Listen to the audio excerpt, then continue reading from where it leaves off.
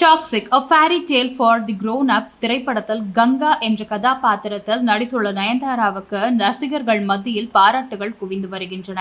யஷின் சகோதரியாக நடித்துள்ள அவர் இப்படத்தில் நடிக்க முதலில் மறுத்ததாகவும் இயக்குனர் கீது மோகன்தாஸ் கதையை விவரித்த பின்னர் சம்மதித்ததாகவும் கூறப்படுகிறது.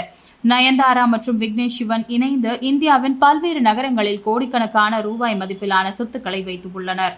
சென்னையில் கடந்த 2021ஆம் ஆண்டு 4 படுக்கை அறைகள் கொண்ட சொகுசு வீட்டை வாங்கியுள்ளனர்.